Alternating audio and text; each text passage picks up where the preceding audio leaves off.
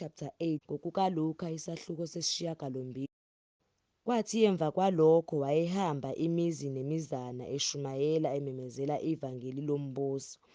Benaye abayi12 nabesifazane abathile ababephulukiswe kubo omoya ababi nasezifweni, uMariya obizwa ngokuthi uMagadalena, okwakuphume kuye amadimoni ayi7, noJowana umkakhuza induna kaHerodi, noSusana, nabanye abaningi ababekhonza ngempahla yabo. Sekubuthene kuye isixuku esikhulu sivela emizini ngemizi, wakhuluma ngomfanekiso wathi, "Kwaphuma umhlwanyeli ukuyohlwanyela imbewu yakhe. Ekuhlwanyeleni kwakhe enye yawela ngasendleleni, yanyathelwa izinyoni zezulu zayidla zayiqeda. Enye yawela edwaleni, kuthe imila yabuna ngokuba ingenamswakama. Enye yawela phakathi kwameva, kwaze kwathi ameva esemila kanye nayo ayiminyanisa. Enye yawela emhlabathini omuhle, kuthe imila yathela ngekhulu." Ekusho lokhu wamemeza wathi, "Onezindlebe zokuzwa makezwe." Abafundi bakhe bambuza ukuthi, "Ungaba yini lo mfanekiso na?" Wathi-ke, "Niphiwe nina ukwazi izimfihlakalo zombuso kaNkulunkulu, kepha abanye bakuphiwa ngemifanekiso ukuba bebona bangaboni, bezwa bangaqondi. Umfanekiso yilokhu-ke, imbewu iyizwi likaNkulunkulu. Abangasendleleni yilaba abathi sebezwile, bese kufika uSathane alisuse izwi ezinhliziyweni zabo ukuba bangakholwa basindiswe. Abasedwaleni yilabo abathi sebezwile, balamukela izwi ngokuthokoza, kepha laba kabanampande. Bakholwa isikhashana nje, ukuthi ngesikhathi sokulingwa bahlubuke. Okuwele phakathi kwameva yilabo abathi sebezwile, bahambe, baminyaniswe ngeminako nengcebo nezinjabulo zokuphila, bangatheli izithelo ezivuthiwe. Okusemhlabathini omuhle yilabo abathi sebelizwile izwi, balibambe ngenhliziyo enhle nelungileyo, bathele izithelo ngokubekezela. Akakho othi esokhela isibani asimboze ngesitsha nokuba asibeke phansi kombhede, kepha usifaka othini, ukuze abangenayo babone ukukhanya.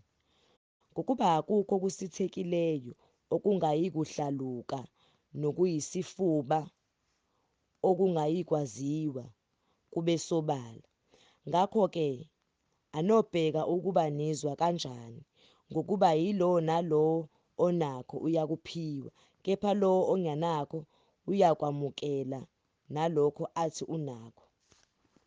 Kwase kufika kuye unina nabafowabo, kepha behluleka ukufinyelela kuye ngenxa yesixuku. Wabikelwa ukuthi unyoko nabafowenu bemi ngaphandle befuna ukukubona. Kepha waphendula wathi kubo, "Umame nabafowethu yilabo abalizwa izwi likaNkulunkulu balenze."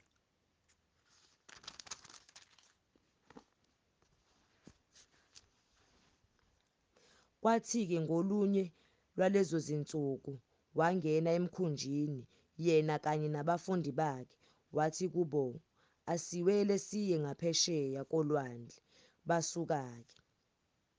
Kuthe besahamba ngomkhumbi, walala ubuthongo. Kwehlela-ke isivunguvungu somoya olwandle, bagcwala amanzi, babesengozini. Base besondela, bamvusa bathi, "Nkosi, Nkosi, safa." Wavuka-ke, wakhuza umoya nokugubha kwamanzi, kwanqamuka, kwathula kwathi du. Wayesethi kubo, "Kuphi ukukholwa kwenu na?" Besaba, bamangala, bathi omunye komunye, "Ungubani lo ukuba ayale nomoya namanzi kumlalele?" Bafika ngomkhumbi ezweni lamaGerasa, elibhekene neGalile. Esephumele emhlabathini, kwamhlangabeza indoda ethile yomuzi eyayinamadimoni. Kwasekuyisikhathi eside ingembathi ngubo, ingahlali ndlu kodwa emathuneni. Isimbona uJesu yadazuluka, yawa phansi phambi kwakhe yathi ngezwi elikhulu, "Nginamsebenzi muni nawe Jesu, Ndodana kaNkulunkulu ophezukonke? Ngiyakuncenga ungangihluphi." Ngokuba wayala umoya ongcolile ukuba aphume kulowo muntu, ngokuba wayesembambe kaningi, walindwa eboshwe ngawozankosi nangamaketanga ezinyawo. Kepha wathi eseqabule izibopho, waqhutshelwa yidimoni ehlane. UJesu wambuza wathi, "Ungubani igama lakho?" Wathi, "uLegiyona," ngokuba amadimoni amaningi ayengene kuye, amncenga ukuba angawayali ukuya kwalasha. Kwakukhona lapho umhlambi wezingulube eziningi ziklabile entabeni, amncenga ukuba awavumele angene kuzo. Wawavumela.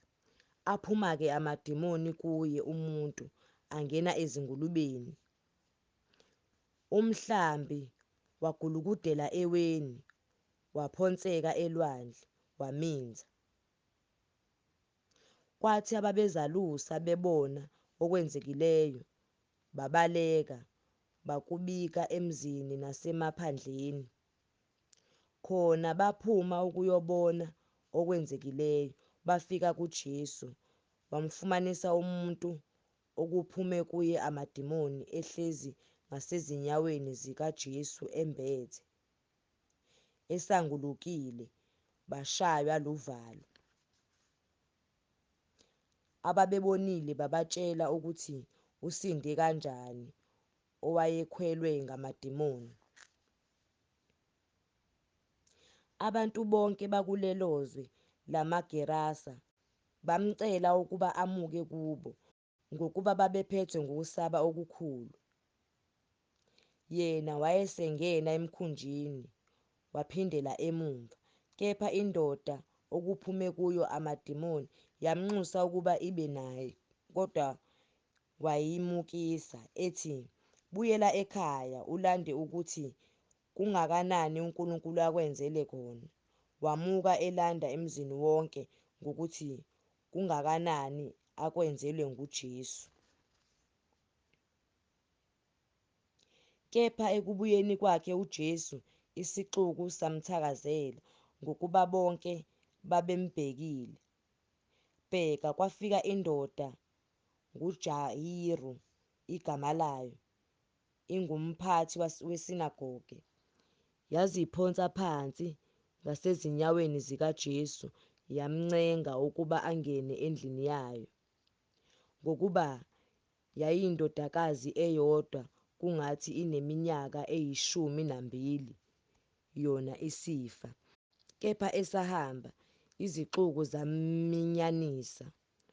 Owesifazane owayenomopho iminyaka 12, esekhokhele izinyanga konke ebephila ngakho, enganakuphulukiswa muntu, weza ngasemuva, wathinta umphetho wengubo yakhe. Kwanqamuka masinyane ukugobha kwegazi lakhe. UJesu wathi, "Ubani ongithintileyo na?" Bephika bonke, bathi uPetru nababenaye, "Nkosi, izixuku zikuminyanisile, zikucindezele."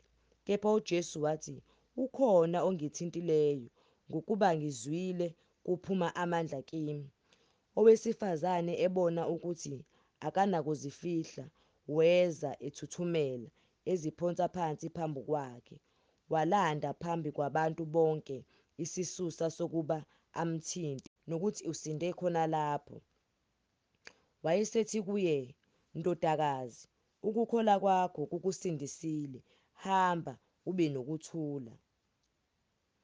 Esakhuluma kwafika othile evela kwamphathi wesinagoge wathi kuye, "Indodakazi yakho isifile, ungabe usamkhathaza umfundisi."